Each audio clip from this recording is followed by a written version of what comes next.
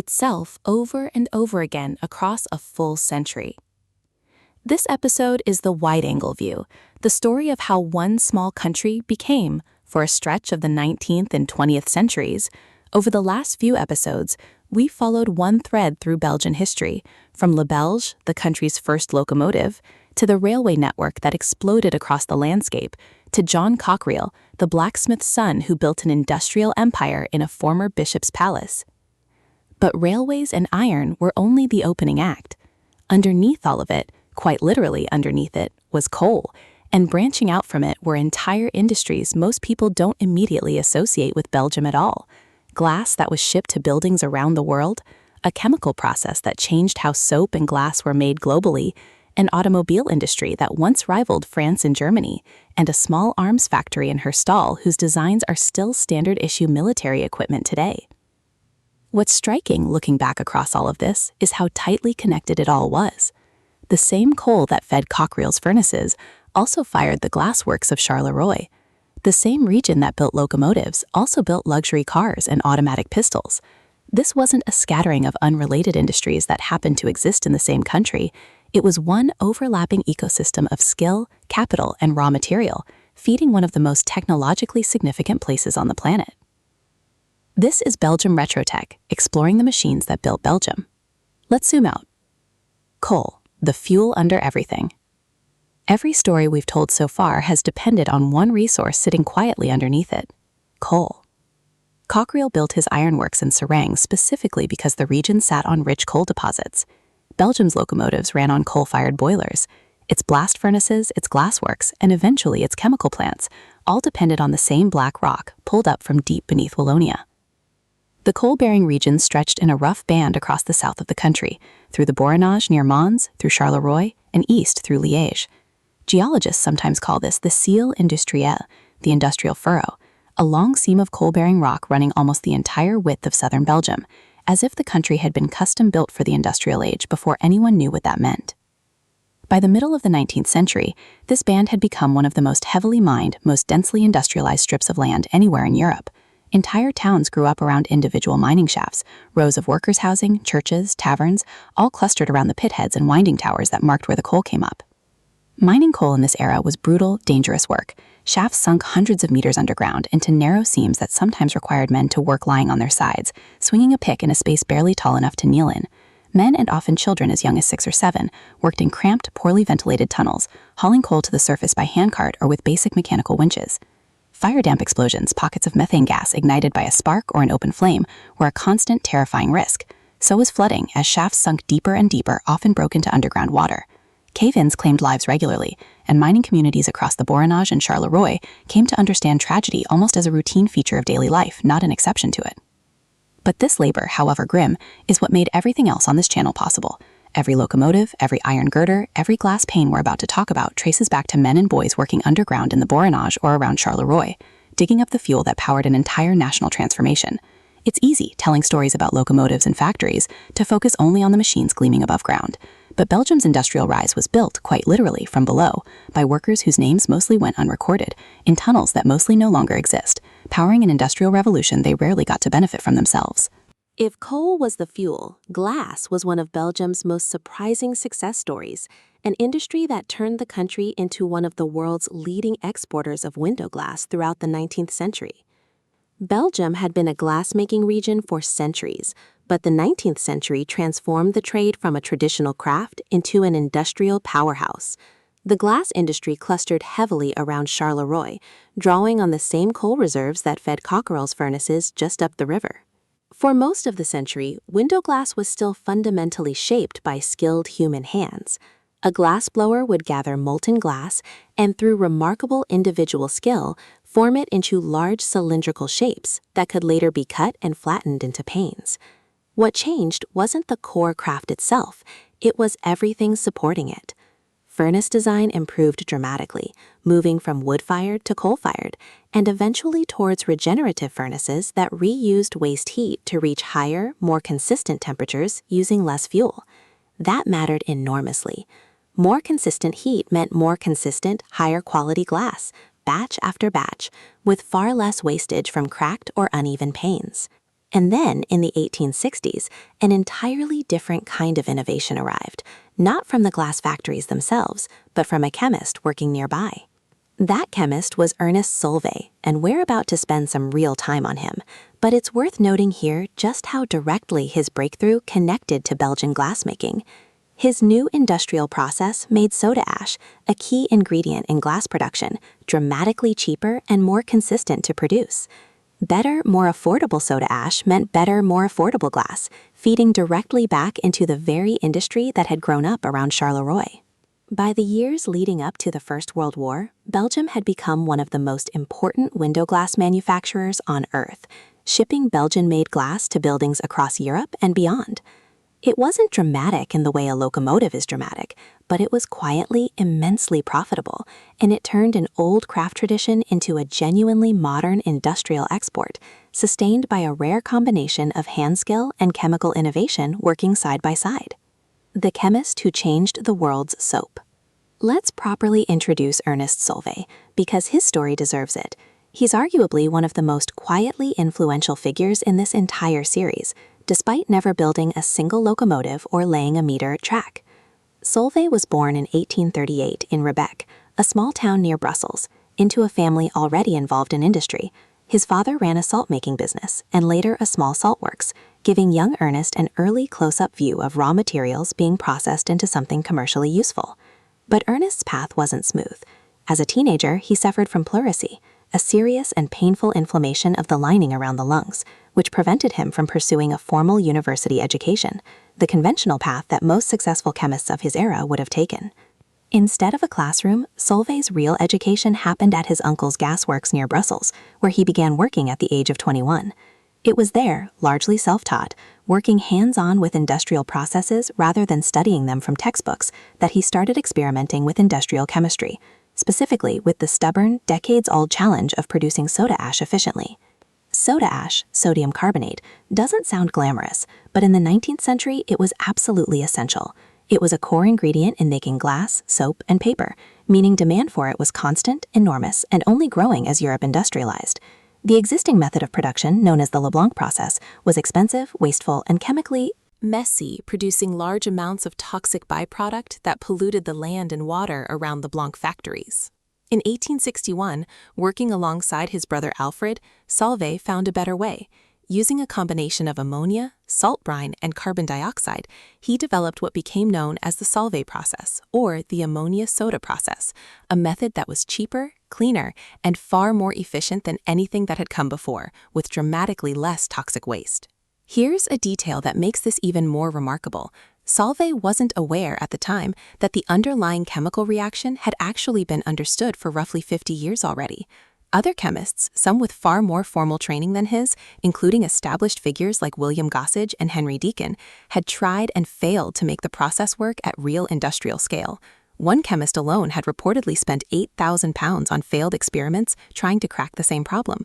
Solvay, coming at the challenge without that baggage of prior failure, and without the formal training that might have told him it couldn't be done cheaply, solved the practical engineering challenges that had stumped everyone else. In 1863, Solvay and his brother founded Solvay & C and built their first industrial plant at Couillet, right in the heart of Charleroi glassmaking district. Not a coincidence, given how directly his product fed that very industry. The company was funded not just by the Solvay family themselves, but by a tight circle of local business partners, the Pirmez, Lambert, Nellis, and Sabatier families, small-scale investors betting on an unproven young chemist's idea. The early years were genuinely difficult, plagued by technical setbacks that took years to work through. But once the process was refined, it spread with incredible speed. By 1890, Solvay had established companies in multiple foreign countries, and over the following decades, the Solvay process steadily displaced the older, dirtier Leblanc method across Europe and eventually much of the industrialized world.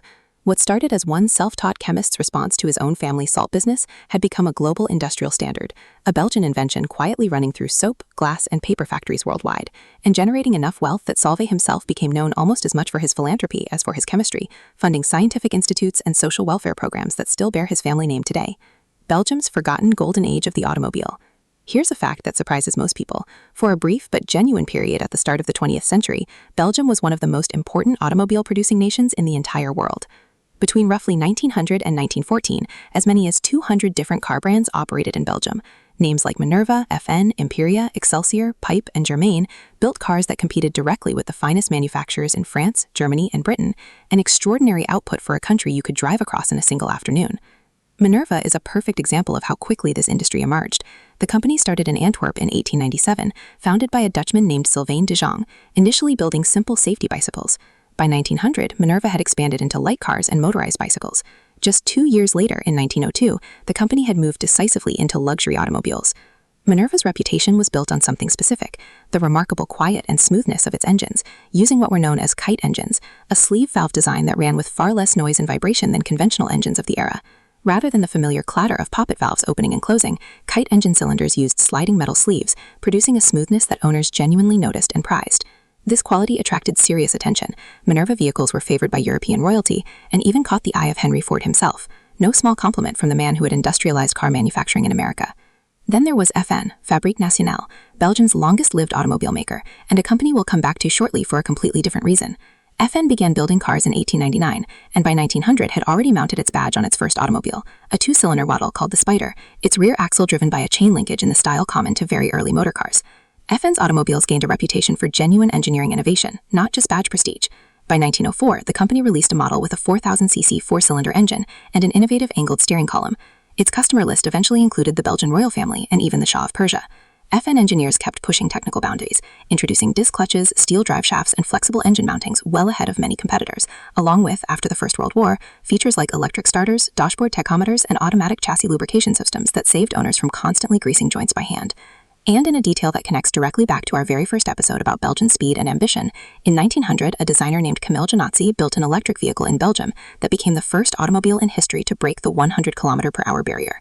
Before gasoline dominated the automotive world, it was a Belgian-built electric car, nicknamed La Jamais Content, the Never Satisfied, that first proved a machine could move a human being faster than 100 kilometers an hour. This golden age didn't last forever. Economic pressures through the 1920s and 1930s, combined with the rise of larger-scale mass production in the United States and elsewhere, made it increasingly difficult for smaller, independent manufacturers to compete on price. Minerva merged with Imperia in the 1930s as the company's finances came under mounting strain.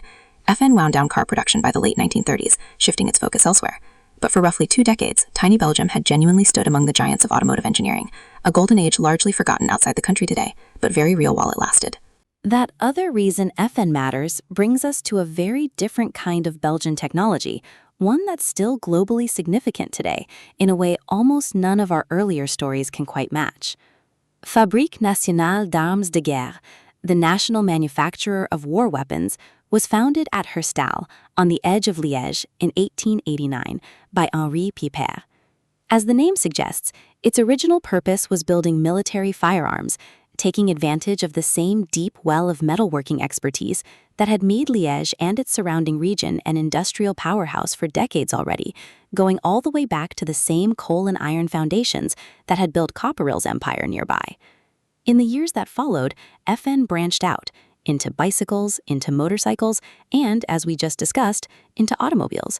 But its defining relationship, the one that would shape the company for over a century, began in 1897, when a representative of FN traveled to the United States searching for new bicycle designs to license. That trip led to contact with an American inventor named John Browning, quite possibly the single most influential firearms designer in history, responsible for mechanisms still found in weapons used around the world today. Browning's automatic pistol design impressed FN enough that the company agreed to manufacture it.